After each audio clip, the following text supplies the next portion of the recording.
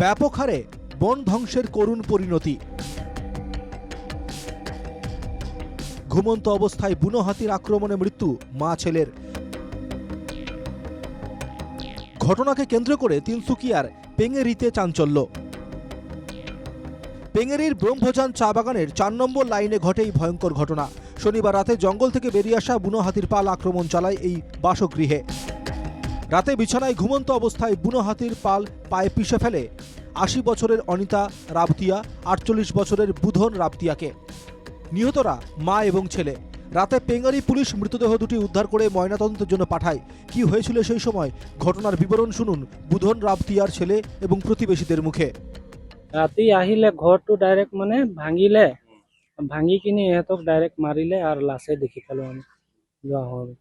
এইটো ৰুমত হৈ আছিলে। 11টা বজাত বনৰীয়া হাতী আহি কিনি ঘৰ ভাঙি কিনি মানুহ দুটা মাৰি দিলে, মাকক পুতেকক।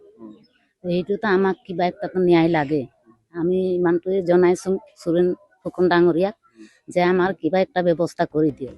ঘটনাকে কেন্দ্র করে এখন পুরো অঞ্চল জুড়ে তীব্র চাঞ্চল্য। বেশ কিছুদিন ধরে অঞ্চল জুড়ে অব্যাহত বুনো হাতির উপদ্রব। বুনো হাতির আক্রমণে আগেও প্রাণ হারিয়েছেন বহু মানুষ। বারবার বন দপ্তর এবং প্রশাসনকে জানিয়েও সুফল পাননি এলাকার বাসিন্দারা। তাই নির্বিকার বন দপ্তর এবং সরকারের বিরুদ্ধে ক্ষোভ স্থানীয় মানুষের। স্থানীয়দের অভিযোগ, পেঙ্গেরির লাগোয়া খাটাং প্রাণী বনাঞ্চলে ব্যাপক হারে চলে ধ্বংসযজ্ঞ, যার পরিণতিতে বনাঞ্চলের হাতিরা খাদ্যের সন্ধানে ঢুকে পড়ে জনবসতিতে।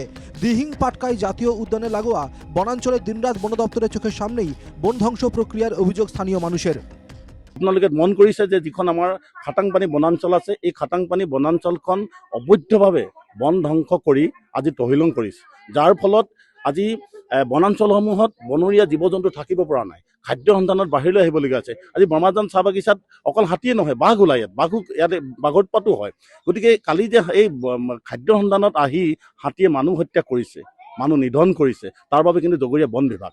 সেই তেখেতলোকৰ লাভালাভৰ কাৰণে আমি সাধাৰণ জনসাধাৰণে ভুগিব লগা হৈছে। দুজনকৈ আজি মৃত্যুমুখত পৰিছে। আমি আহ্বান জনাইছো তেখেতলোকক ক্ষতিপূৰণ দিয়ক, চৰকাৰক আমি আহ্বান জনাইছো। অন্যদিকে শীঘ্রই বন দপ্তরকে দীর্ঘদিনের এই সমস্যা সমাধান করে অনিতা রাবতিয়া এবং বুধন রাবতিয়ার মৃত্যুর ক্ষতিপূরণের দাবি স্থানীয় বাসিন্দাদের।